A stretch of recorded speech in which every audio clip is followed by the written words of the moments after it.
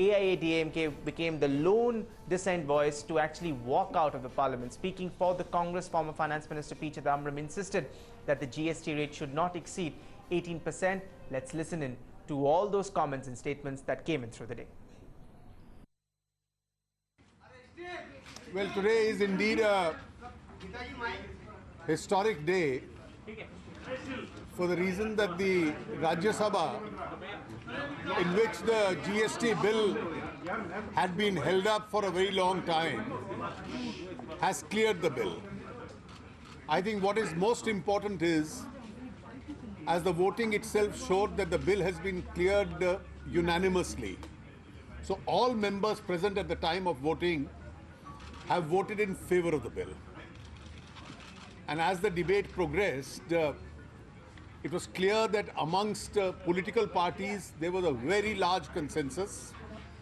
Except one political party, everybody else has supported this bill.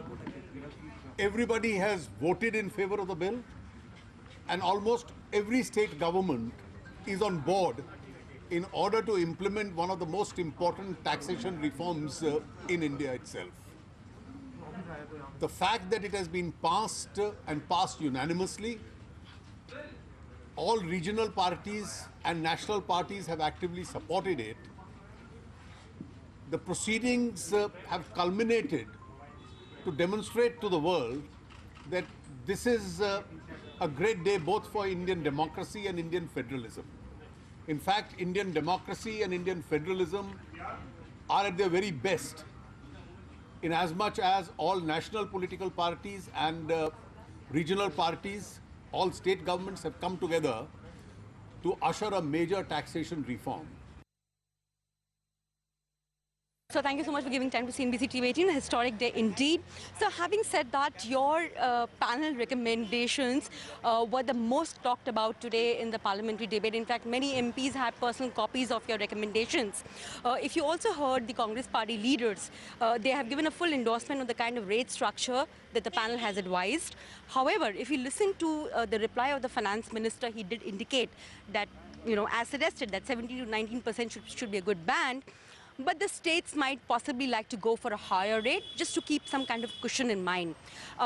Where do you think this kind of interaction and discussion leads us forward now in terms of the recommendations? What is your view, sir?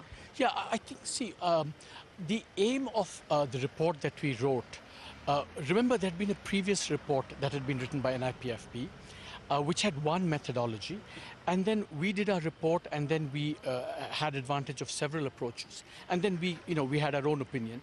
So I think the whole process, has been considerably enriched as a result of all these analyses. And now the states themselves will have to do their analysis. So I see this as a very fruitful, interactive process going forward. And at the end of the day, everyone has to revisit his or her analysis, assumptions, data. And then, of course, a lot of it will be dependent on the policy choices that, the empowered committee makes. As I've said, what is going to be the rate on certain commodities? That's going to determine the standard rate. How much should we assume efficiency is going to improve by? How much compensation should come from within the structure of rates, and how much should come from outside? So these are all, very, tough policy and political choices that have to be made. And that's what I think will happen going forward in the next month or two. In the next month or two. So we expect this movement forward. Even so, as the parliament gets ready to now clear the constitutional amendment bill, will now go to the states, 50%, then they'll have to vet it. So, what is the approximate timeline that we're looking at for that? 2 to 3 months or within 2 months? I think that, by the time the winter session comes along, I think the winter session will see the GST or the various GST laws. Yeah. And that's because after the states adopt 50% of the states, I think we have to create the GST Council. I think one thing it's worth emphasizing here and and I think the finance minister made a really superb exposition of it in Parliament, which is that we're not just entering a new era of tax policy. We're actually entering, or I would say, a historic experiment in cooperative federalism, because we've created a new governance structure. the GST Council. It has a certain voting procedure, decision-making procedure. This is really about, a new era, of course, in taxation, but also a new era in Indian economic and federal governance, as I see it. So 2 quick questions here. You spoke about one of the aspects, compensation.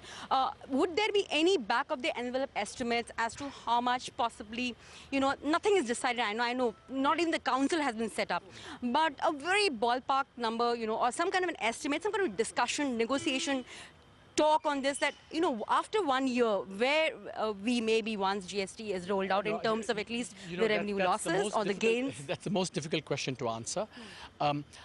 My instinct is that it should not be too large, because my instinct is, and again, some of it we had an analysis in our report, is that the largest net producers of goods, the net exporters of goods, also happen to be the states that are large producers of and consumers of services. If you have a big city in your state, you're going to be a big consumer of services. So my hunch, and this is not a firm estimate, is that it shouldn't be too large. But let's see. There are going to be a lot of teething issues. We have to work them out. And so let's see how it goes. Too large would be like 20,000-30,000 crores. No, I'm not going to give a number. Okay. Also, so April 1, 2017, intent of the government to roll out. You think this would be achievable? Because there is a lot of legislative work that still remains. No, I think there's legislative work, and also there's the IT back end, But I think a lot of preparation has been done.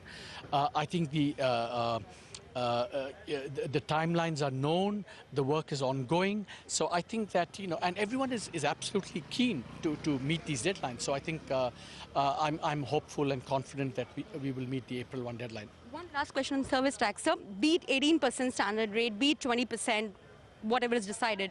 Right now we are at 15% service tax rate, so that shoots up straight away. Will that be a one single rate, or could there be a division in terms of certain important items being kept on a lower rate, just like VAT and excise? See, I think the principle of a GST, what is the principle of a GST? That in some ways we don't want to make, or we want to stop making distinctions about what's a good and what's a service. So that means that the standard rate should in principle be the same for goods and services.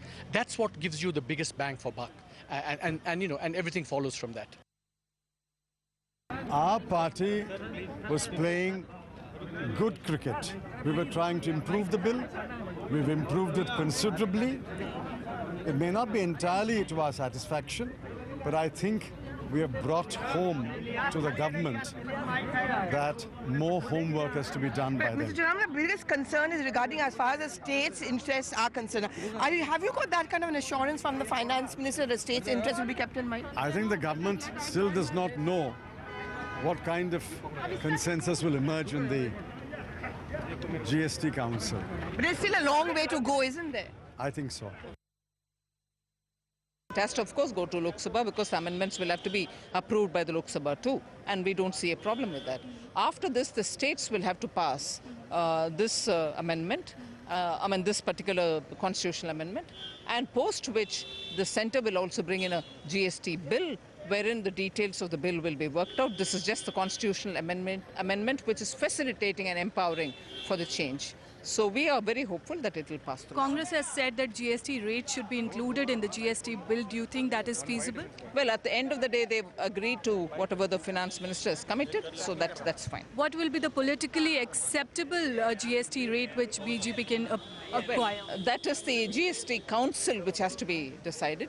Deciding by the GST Council has a great strength, because elected governments from states will be sending their minister as a representative, and it is the group or the collegium of the ministers who will be deciding it. The GST Council, therefore, is a very powerful body of elected people. And what happens to concerns of inflation coming out because of GST implementation? Well, I don't see any basis in that, because where there were possibility of more than one tax being on one particular commodity, now that duplication is avoided. And as a result of which, I only think there will be freer movement, lesser taxation, and very clearly simplified tax process, as a result of which the price will come down. Well, those were all the reactions from the government, members of the opposition, and